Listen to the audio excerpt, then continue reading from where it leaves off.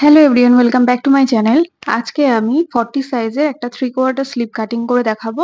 এটা কুর্তির জন্য আমি কাটিং করছিলাম। তো চলুন ভিডিওটা শুরু করা যাক। তো প্রথমেই আমি এখানে 4 ভাঁজে কাপড় নিয়ে নিয়েছি। হাতের দিকটা আছে জোড়া সাইড আর অপর দিকটা আছে খোলা সাইড। ঝুলের মাপ যা থাকবে তার সাথে আরো 1.5 ইঞ্চি এক্সট্রা নিতে হবে।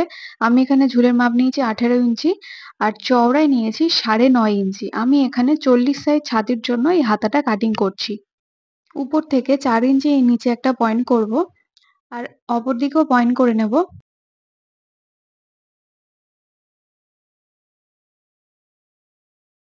এই ধারের পয়েন্ট থেকে 2 ইঞ্চি ভিতর দিকে একটা পয়েন্ট করব আর বাইরের যে অংশটা রয়েছে ওটা হচ্ছে সেলাই মার্জিন।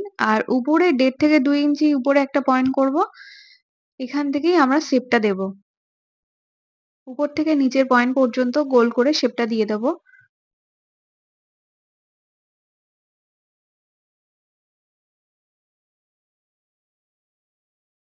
এখানে 1/2 ইঞ্চি ভিতর দিকে সামনের পার্টের জন্য শেপটা দিয়ে দেব।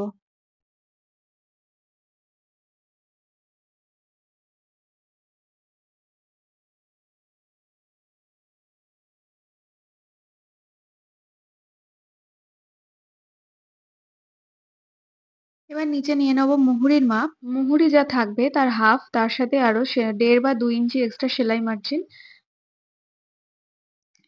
এবার উপরের পয়েন্ট আর মুহুরির পয়েন্টটা স্কেল দিয়ে মিলিয়ে দেব।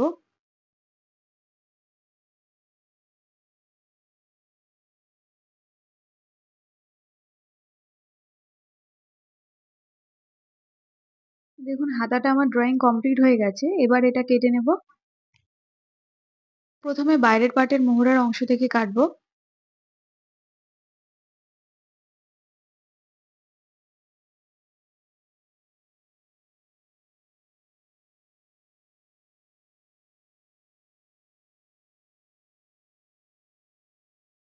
তো হাতাটা কেটে নিয়েছি। সামনের হাতার শেপটা কেটে দেবো। দুটো সোজা দিক বা দুটো উল্টো দিক একদিকেই রেখে কাটতে হবে এটা। তো এবার সামনের পার্টের শেপটা কেটে নেব।